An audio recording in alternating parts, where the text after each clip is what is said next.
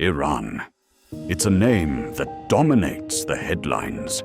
Conflicts, threats, secret alliances, nuclear ambitions. Yet, what many fail to realize is that the story of Iran is far older and far more prophetic than we might think. Did you know that Iran's destiny has been written in the Bible from the very beginning? That's right. The Bible reveals not only the origins of Iran, but also its end. But here's the catch. Iran is mentioned in the Bible, not by its modern name, but by its ancient one. And the Bible's narrative doesn't just stop at its origins. It stretches all the way to the end, revealing Iran's role in one of the most chilling prophecies in the book of Revelation. The war of Gog and Magog, a coalition that will rise up against Israel in the final days. Yet before Iran became a prophetic enemy, Persia was something else. It was God's chosen empire, an empire used to free his people, rebuild his temple, and fulfill the prophecies of Daniel.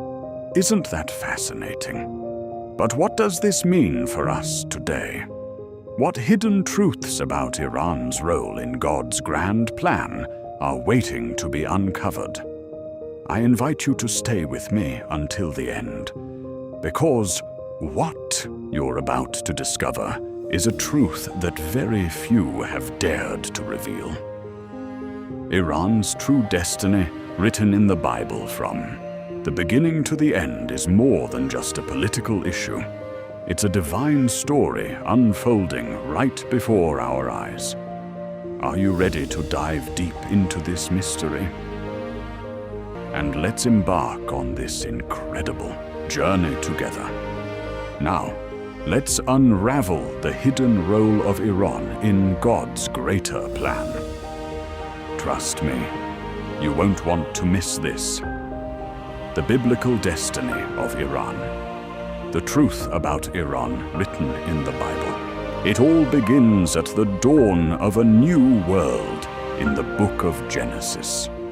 After the great flood, when the earth had been washed of corruption, God extended a new beginning to humanity through the only surviving family, Noah and his 3 sons, Shem, Ham, and Japheth. These 3 men were more than just survivors.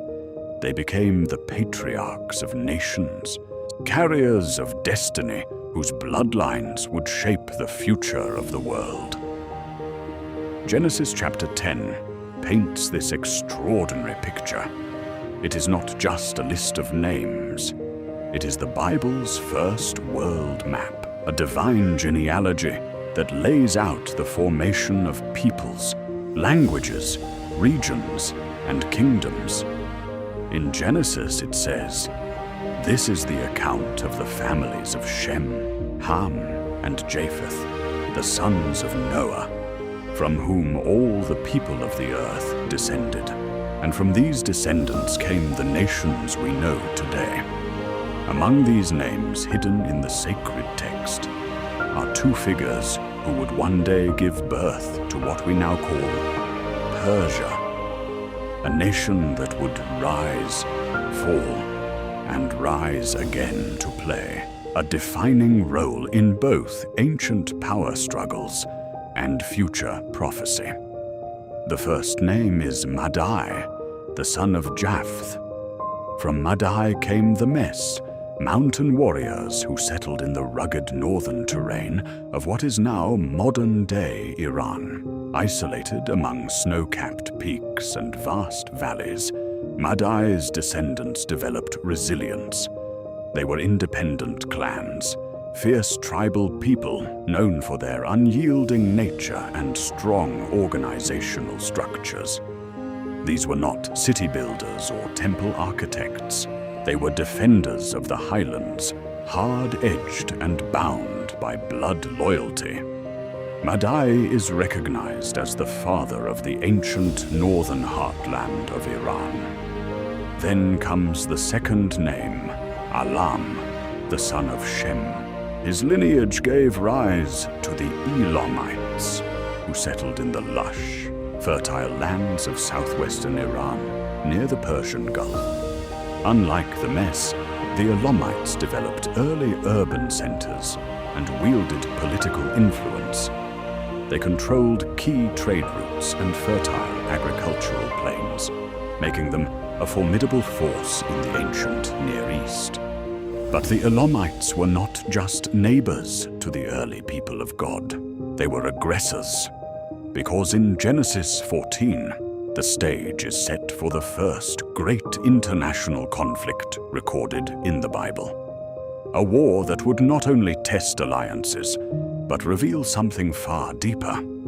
How heaven responds when its chosen ones are threatened.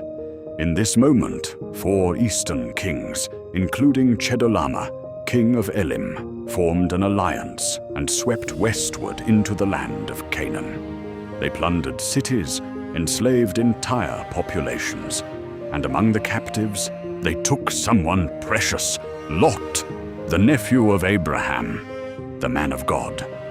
Do you see what just happened? The descendants of Shem and Japheth, the early forefathers of Iran, didn't just rise to power. They became the first to challenge God's covenant family. Elim, backed by other eastern kings, dared to invade the land where Abraham walked.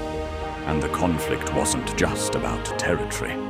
It was a confrontation against the promise God had placed on Abraham's life. So what did Abraham do? Did he cower? Did he negotiate? Number? This was a defining moment.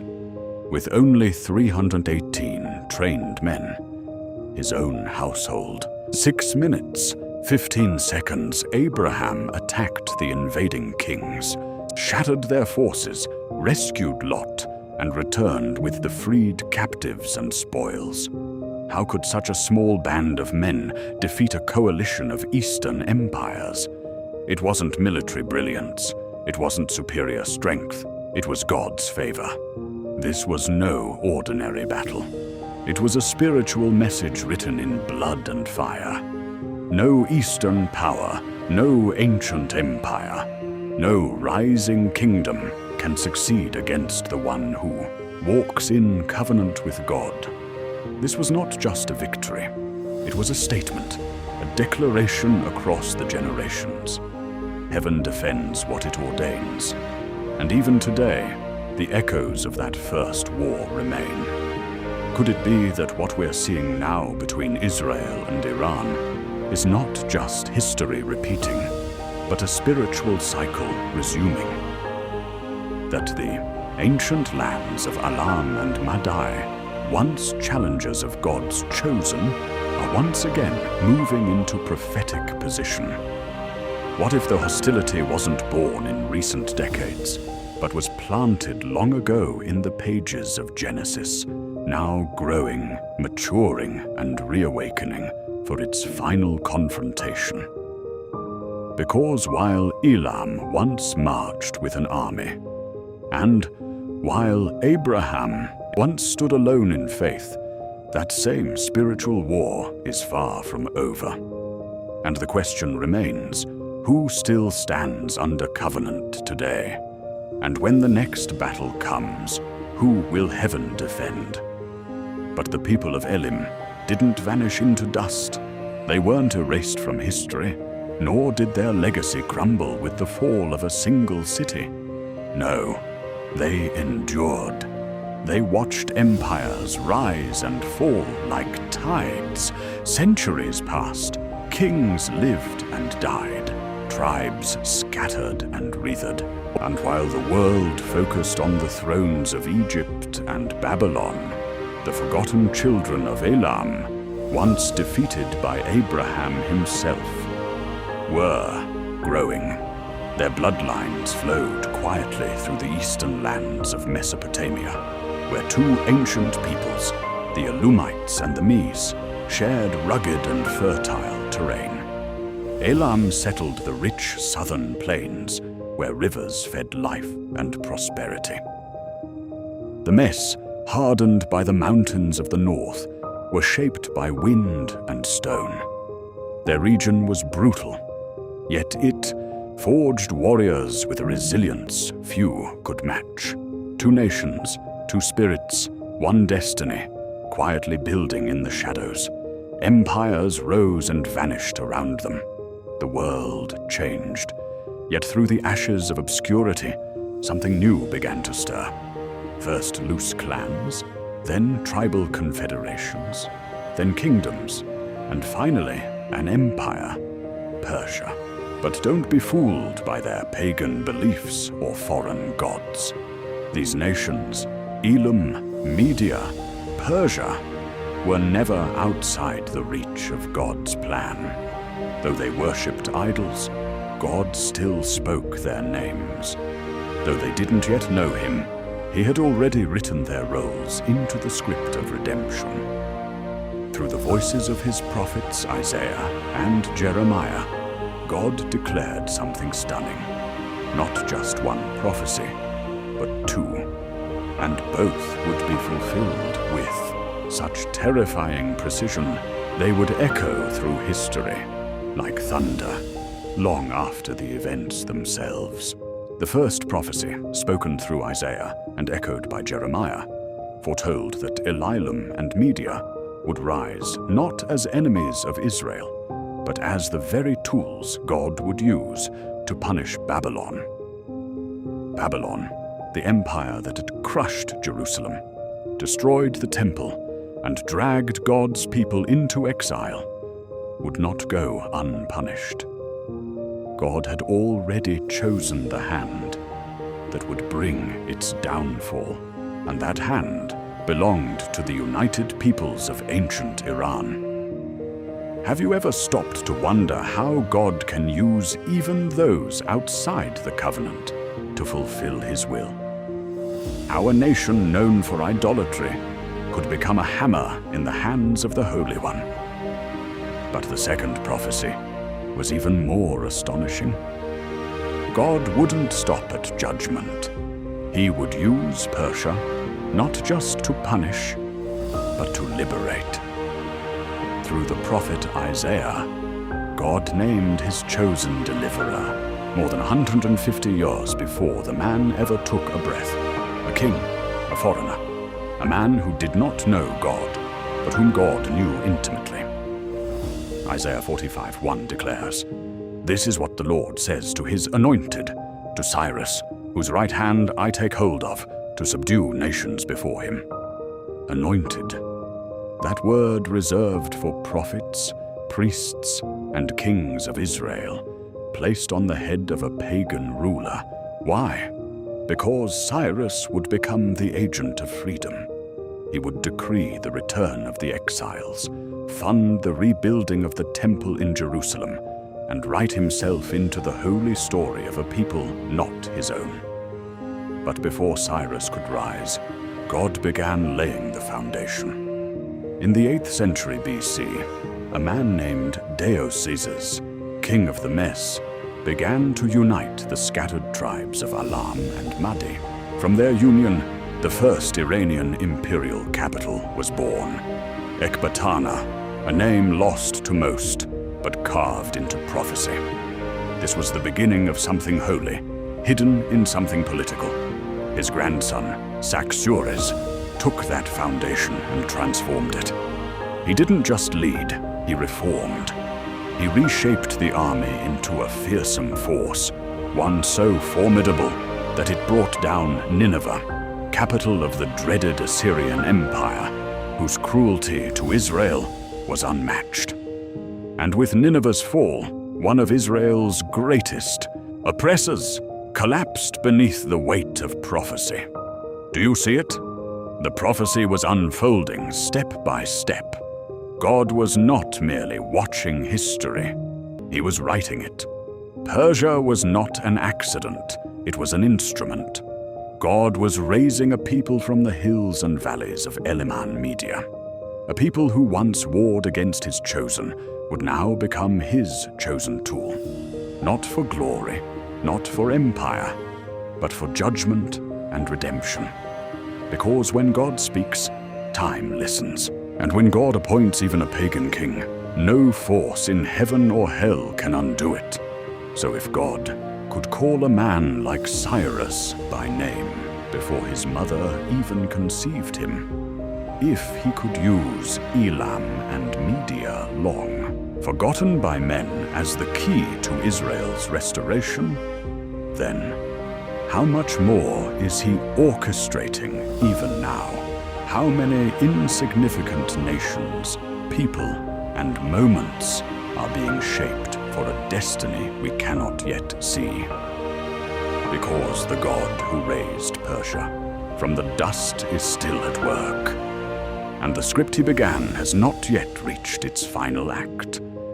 Yet even as Persia grew in might, stretching its influence across continents and shaping the world stage, its destiny was already written. Long before its armies rose to power, long before its kings sat on thrones of gold, God had already revealed its future through the whispers of prophetic dreams.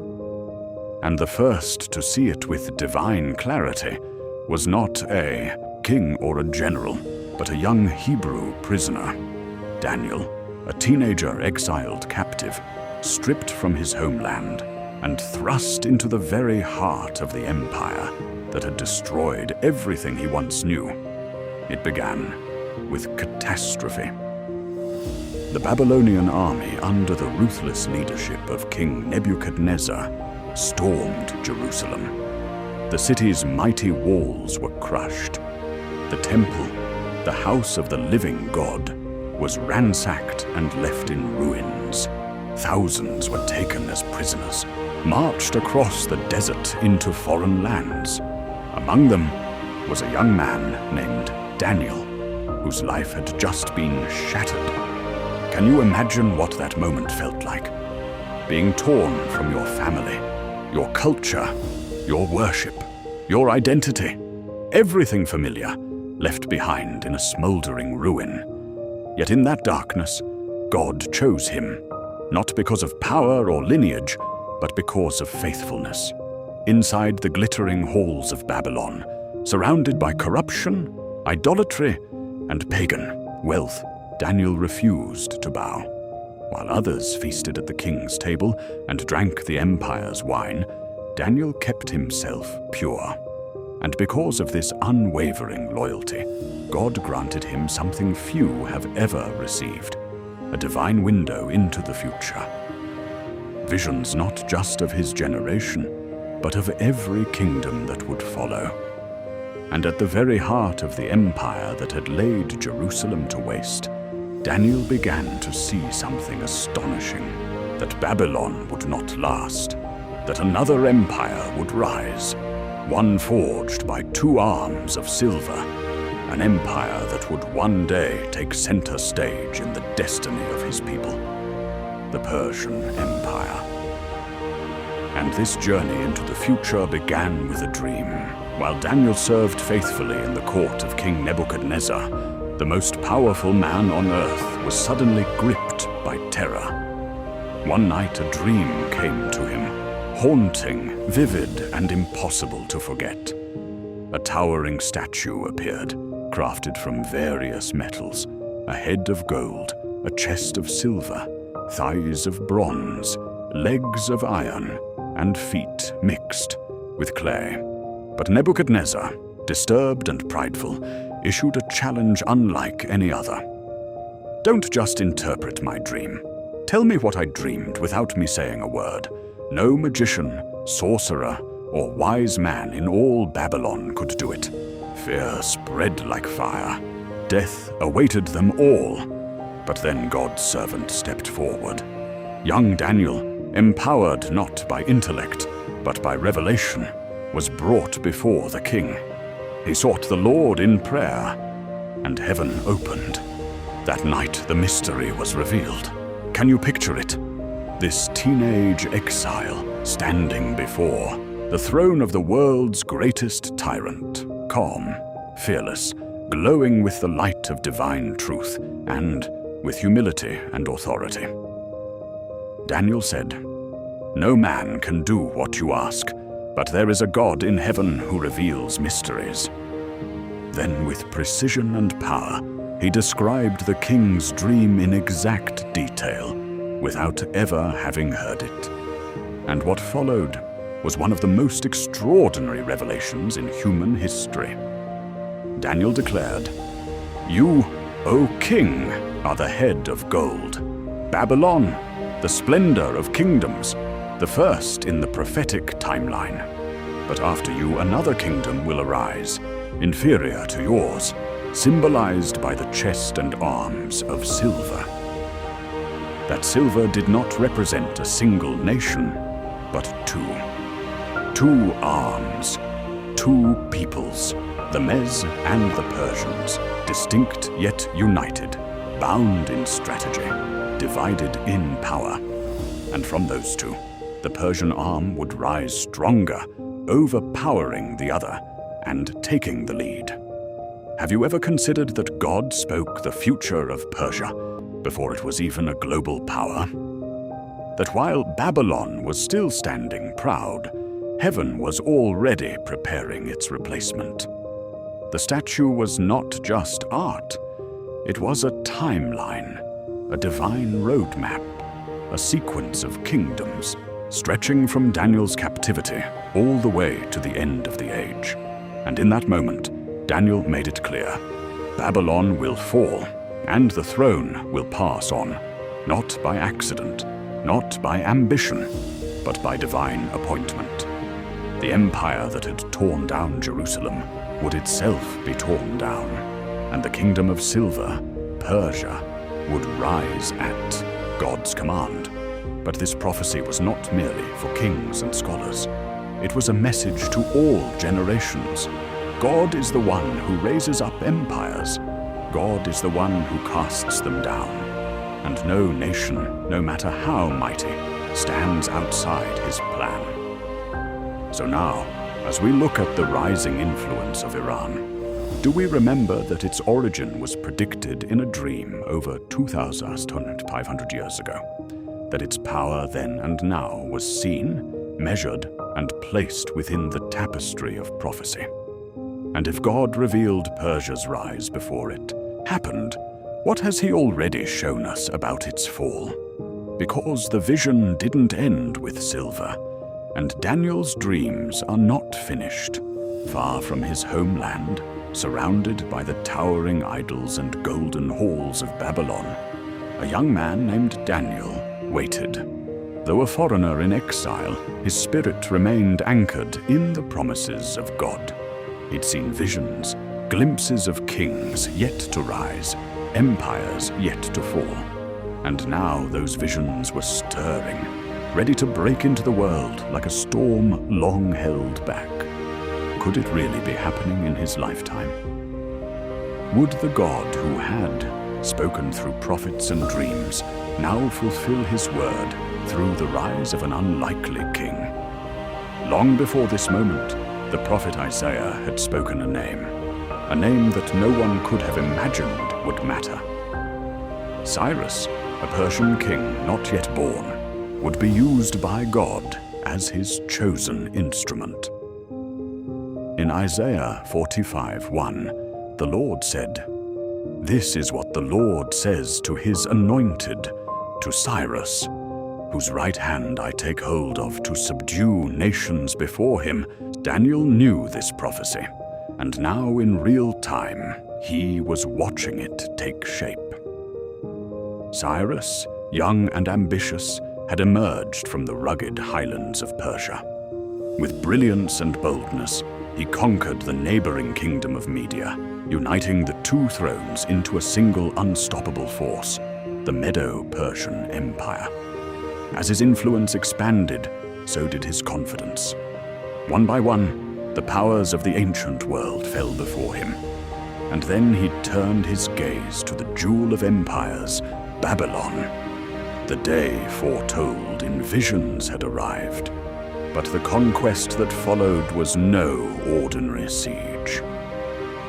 Inside the palace of Babylon, King Belshazzar, the arrogant and reckless grandson of Nebuchadnezzar, was throwing a grand banquet.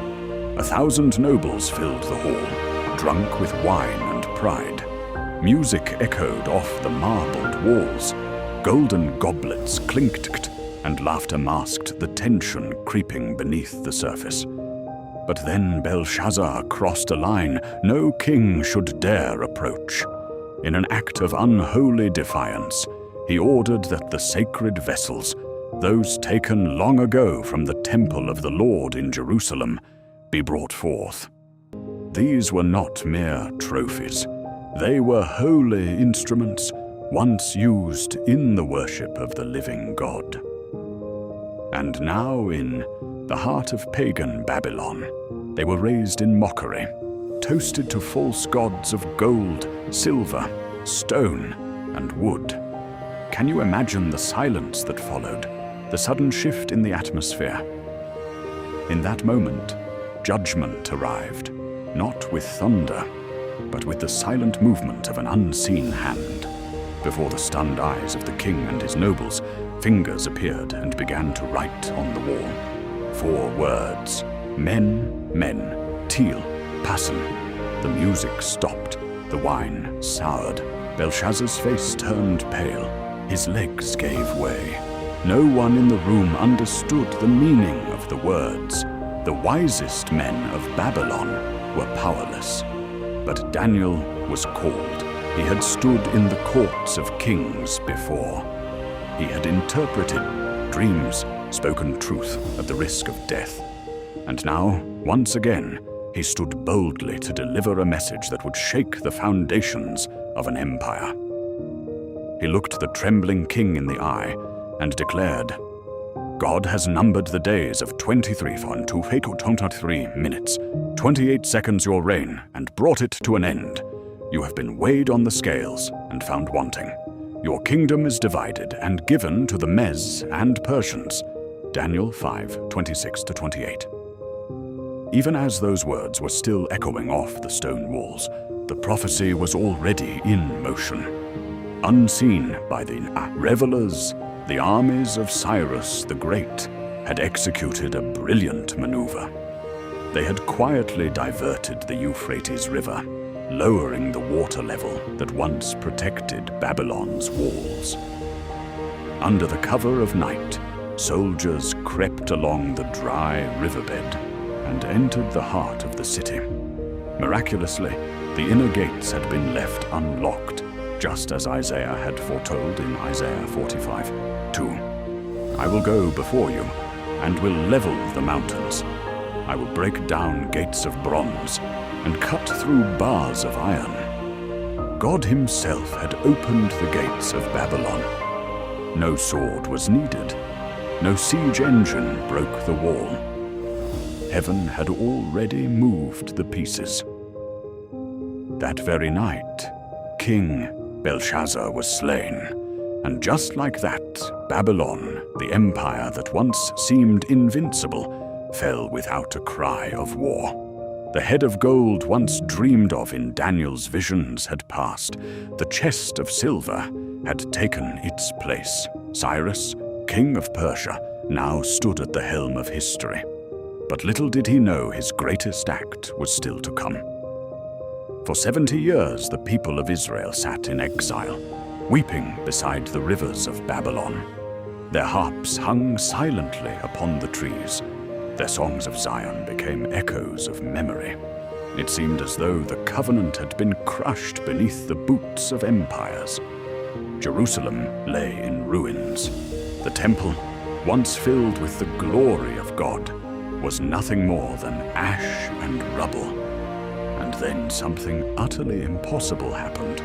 A foreign king, a pagan king, rose from beyond their borders and did what no one could have expected. Cyrus, ruler of the rising Persian Empire, issued a decree. The Jewish people could return home. But Cyrus didn't merely release them, he empowered them. He financed the rebuilding of the temple. He restored dignity to a displaced people.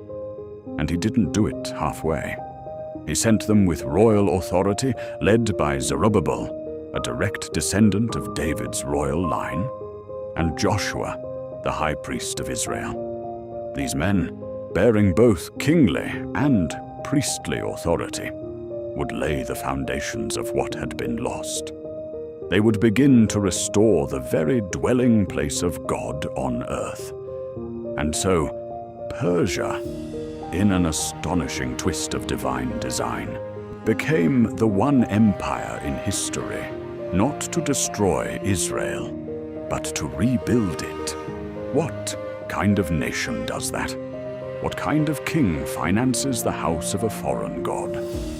But even while this act of restoration was unfolding, God revealed to Daniel a deeper, darker vision, one that hinted at Persia's destiny beyond mercy. In a prophetic vision, Daniel saw 4 terrifying beasts rising out of chaotic waters, each more disturbing than the last. The second beast caught his eye, a monstrous bear, massive in form, rising up on one side with 3 ribs clenched between its bloody teeth. And then came a voice from heaven, rumbling with ominous clarity. "Get up and eat your fill of flesh." What did this mean? The bear was Media and Persia, and its uneven stance raised on one side was no mistake. It reflected the reality that while Media and Persia joined together as one empire, Persia would ultimately dominate. The 3 ribs represented its greatest conquests: Lydia, Babylon, and Egypt, empires devoured by Persia's insatiable hunger for dominion, and history confirms it with frightening precision. First, Lydia fell, its wealthy cities in Asia Minor, no match for the Persian tide. Then came Babylon, the golden head of Daniel's earlier statue, humbled in a single night. But Persia didn't stop. Like the beast Daniel saw, it marched onward under Cambyses II, the son of Cyrus. Persian forces swept through the Sinai desert and crushed Pharaoh's Samic thread at the Battle of Palu. With the fall of Egypt, the final rib was torn from its place. But the visions were not finished. Years later, Daniel stood by the banks of the Uli River, perhaps reflecting on all he had seen. And it was there that heaven opened again. What he saw next was clearer, more detailed, and more terrifying. He beheld a ram, wild, proud, violent, with 2 great horns. Yet one horn was taller than the other, and the taller horn had grown up later. The ram charged westward, northward and southward, conquering without resistance. Nothing could stand in its way. Then the voice came. The 2-horned ram that you saw represents the kings of Media and Persia. Once again, Persia stood at the center of divine prophecy, but this time not as a benefactor or builder, but as a force of dominion. One horn stood taller, Persia again overshadowing Media, and the direction of its charge, west, north, and south, mirrored its military campaigns, a spiritual portrait of empire, unstoppable, unchallenged, or so it seemed. But suddenly the scene changed. From the west came a goat, gliding across the earth without touching the ground, powerful and precise. And in a flash it charged at the ram, shattering it, trampling it into the ground. The ram that none could withstand was demolished in a moment. This was no ordinary conflict. It was the rise of the next empire, Greece, under Alexander the Great, who would overthrow Persia with supernatural speed, conquering the known world before the age of 30. Daniel may not have known the names, but he understood the message. Persia, for all its glory, for all its divine use, would one day fall. And yet, even with that fall still far away, Persia in its prime was the center of the world. Its domain stretched from India to Ethiopia, its roads paved with the spoils of conquest, its laws unchangeable, its palaces unrivaled. At the height of its majesty under King Ahasuerus, known also as Xerxes II, Persia's throne was set in the resplendent city of Susa, the ancient capital of Elam. Today, we call this land southwestern Iran. It was there, surrounded by marble pillars and golden vessels, that the greatest empire on earth held its court. And it was there in Susa that God did the unthinkable. He didn't send an army. He didn't raise a prophet with thunder or fire. Instead, he raised a young Jewish woman, orphaned, hidden, and unknown, Esther. She carried no sword, she wore no crown by right, but she had been divinely placed for such a time as this. And with wisdom, beauty, and courage, she would outwit empires and conquer the greatest threat to her people. Not through force, but through faith. The greatest empire in the world would be turned by a single woman's voice. Isn't that just like God to use the mighty for judgment and the overlooked for deliverance? In the days of Persia's grandeur, King Ahasuerus, also known as Xerxes, threw a celebration unlike anything the empire had seen. For 180 days, a half-year of feasting and spectacle unfolded before nobles and princes from all 127 provinces. Gold glittered, wine flowed, and the power of the king radiated through every extravagant display. But when that royal festival reached its climax, the king invited all the people of the capital city, Susa, to a final 7-day feast. This time, it was not just the elite, it was everyone. But in the fog of wine and pride, the king made a fateful decision.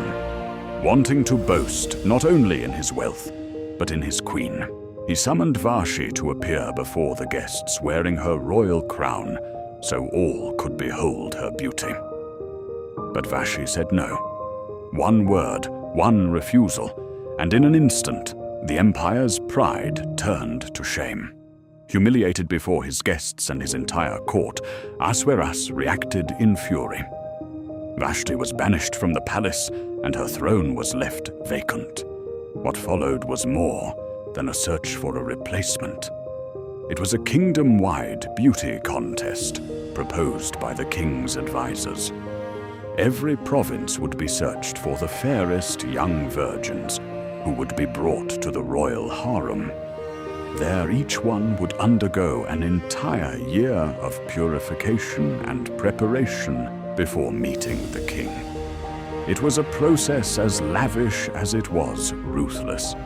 Among those chosen was a young woman named Hadassah, but no one in the palace knew her true identity. To them, she was simply Esther. Hadassah was an orphan, a daughter of the Jewish exiles, secretly raised by her cousin Morai. She lived quietly among her people in Susa. Yet now, through the unseen hand of God, she was brought into the very heart of the Persian Empire. Her name was changed, her heritage concealed, and yet something in her spirit remained unshaken. Esther captured the king's heart, and though he did not know she was a Jew, he placed the crown upon her head and made her queen of Persia. But even as Esther ascended, a shadow crept through the palace.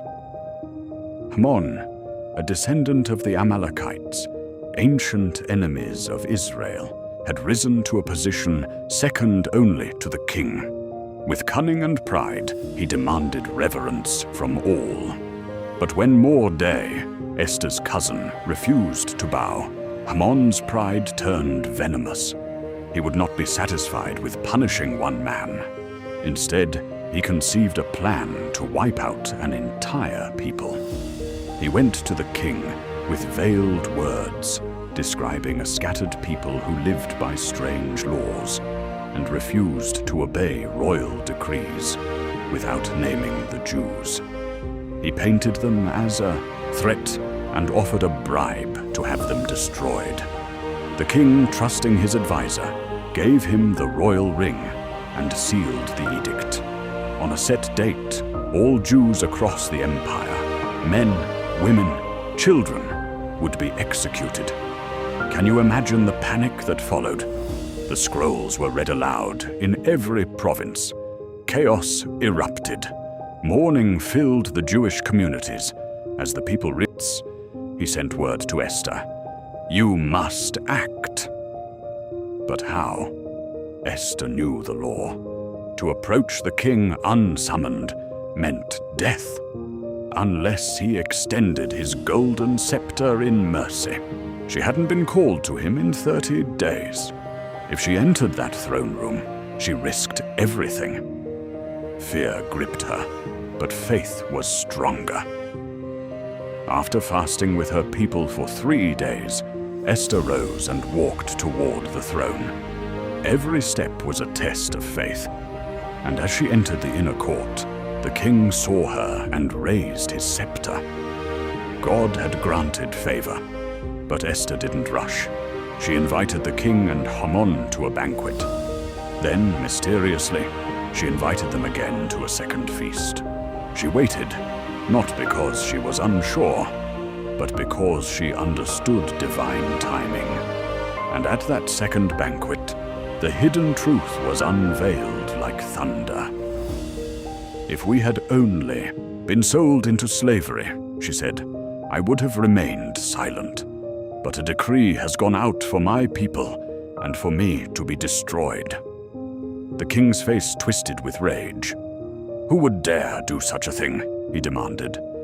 And Esther turned. "Our enemy is this wicked man, Haman." The room erupted. Haman fell to his knees, groveling for mercy. But justice was swift. On the very gallows he had built for Mordecai, Haman was hanged.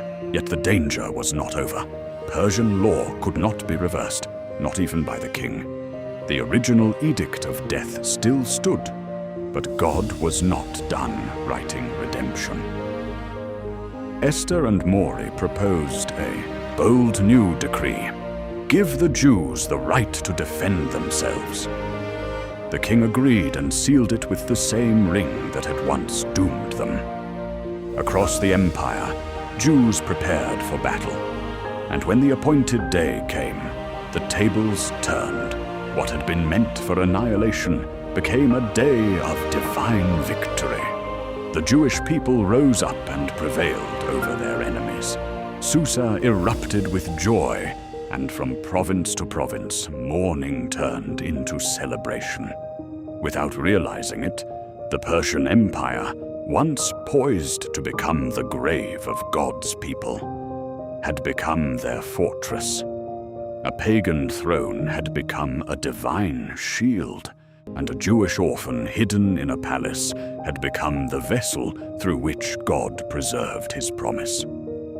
So now ask yourself, what if you were born for such a time as this? Because in the silence of God, his hand still moves. In the shadow of death, his light still leads. And in a world that plots destruction, he still raises up Esther's. After Esther's miracle in the royal courts of Susa, Persia seemed to fade quietly from the spotlight of Scripture. The great empires of the world continued their rise and fall. Babylon was long gone. Greece rose and declined. Rome marched into dominance. And for a time, the nation once used to deliver Israel receded into the background of the biblical narrative. But silence does not mean absence, and obscurity does not mean irrelevance. Persia may have left the center stage, but in the background it was still watching, still listening, still searching the heavens. Centuries later, while the world groaned under Roman occupation, and prophecy felt like a distant echo. Something remarkable happened. A moment so familiar, it's recited every Christmas season. And yet, few realize the layers of meaning hidden. Jerusalem saying, "Where is he who has been born King of the Jews? For we saw his star when it rose, and have come to worship him." But who were these magi? These weren't mere stargazers or casual travelers. The Greek word magoi refers to a caste of wise men, learned priests, astronomers, and scholars from the East. While their exact country is not named in the text, all historical and cultural signs point toward one ancient region, Persia, modern-day Iran. The Magi were heirs to a long-standing tradition of Persian priesthood.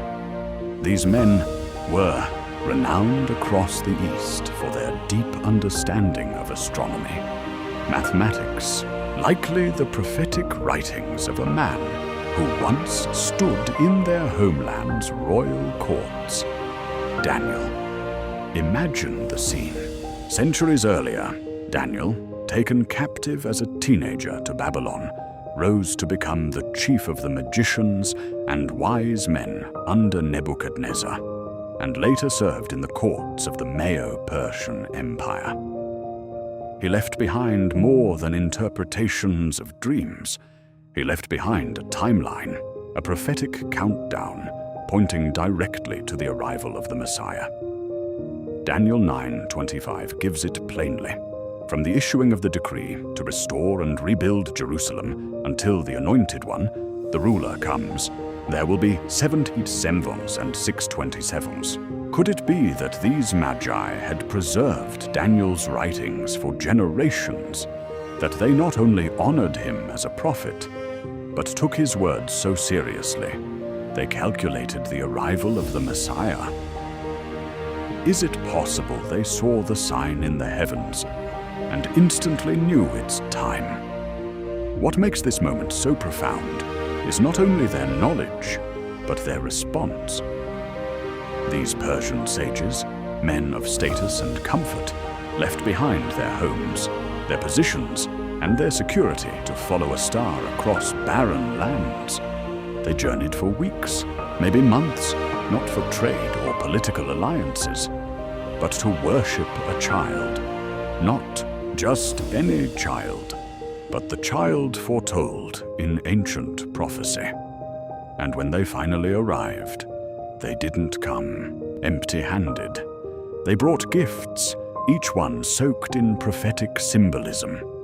Gold declaring his royalty. This child was not just a prophet.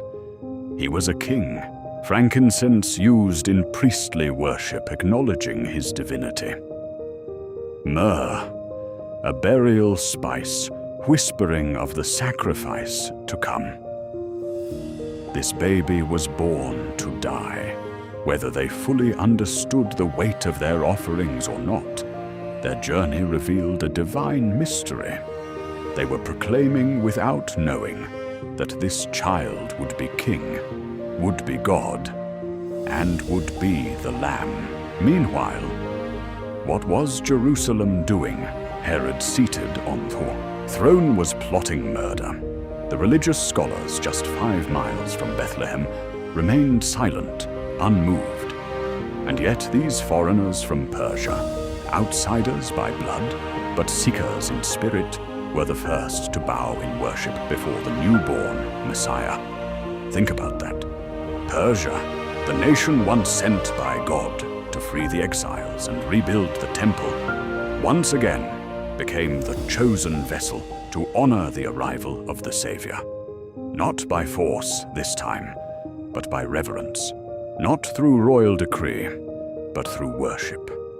From Daniel's scrolls to Bethlehem's stable, Persia remained quietly woven into God's unfolding plan. Even in exile, even far from the covenant land, God was stirring hearts, planting seeds, and preparing a nation once more to play its part. And this raises a powerful question for you. Would you have recognized the star? Would you have followed it across deserts, carried costly offerings, and bowed low before a promise made flesh? Because the wise men didn't just come to visit a child. They came to recognize the arrival of eternity into time. They came to bear witness that the king had come, and Persia would be among the first to kneel. This was no coincidence. It was prophetic alignment. And in this final revelation, we see the full arc of God's faithfulness. Persia, the liberator, the threat, the observer, once again becomes the first worshipper at the feet of the king. The story of Israel and Iran is not only a tale of conflict, it's a tale of prophecy, of rebellion and redemption, of nations rising and kneeling, of God working through both darkness and light to bring about his unshakable plan. And Persia was there for every chapter. But the story of Iran, ancient Persia in the Bible, doesn't end in the restoration of Jerusalem or in the glory days of temple rebuilding. It doesn't fade out in the courts of Cyrus or the courage of Esther. Number that was only a glimpse of what Persia once was. The full story carries us forward, not just to Bethlehem, where redemption was born, but to the edge of time, to one of the most chilling prophetic scenes in all of Scripture, because the God who revealed Persia's beginnings also unveiled its final role. And it is not one of mercy. It is one of confrontation. Through the prophet Ezekiel, the Lord unveils a vision that pierces through centuries into the end of days. A moment known as the War of Gog and Magog, land of Magog, the chief prince of Meek and Tubal, prophesy against him. The tone is fierce, the judgment is fixed. God is not offering negotiation, he is declaring war. And then comes the coalition, the names that cause any discerning heart to tremble. Persia, Cush, Put, GMA, Togarmah, all aligning, all assembling, like war horses at the edge of prophecy. Persia, modern-day Iran, is listed first, not as a supporter, but as a spearhead. Can you feel the shift? The same nation that once sent its king to rebuild the house of God, now finds itself among those who will march to destroy the people of God. How can such a reversal happen? What spirit stirs this transformation from restoration to rebellion? This alliance is not random, it's strategic. Gog, the mysterious prince of Mog, is understood by many biblical scholars as a ruler from the northern regions. Some link him to modern-day Russia or a Eurasian federation. He leads this coalition like a master tactician with a heart of stone. Cush, most likely Sudan or ancient Nubia, brings the strength of Africa's southeast. But commonly linked with Libya, brings North African forces. GMA and Togarmah associated with regions in modern-day Turkey and the Caucasus rise with the might of the West and North. Together they form a terrifying global coalition, God's covenant. Don't scroll past this moment. Be part of what God is revealing. Share your thoughts below. Like this video to help spread this word further. Subscribe so you don't miss what's next. And if you feel led, you can support this mission through the Super Thanks button. Your gift helps us keep creating content that awakens and equips. Thank you to every single one of you. Whether you've donated, commented, or simply listened, you matter. You are seen, and you are part of a chosen generation rising in prophetic times. May God bless you. May He awaken your spirit, and may He prepare your heart, because what's coming next will shake the world. but not those who stand on the rock.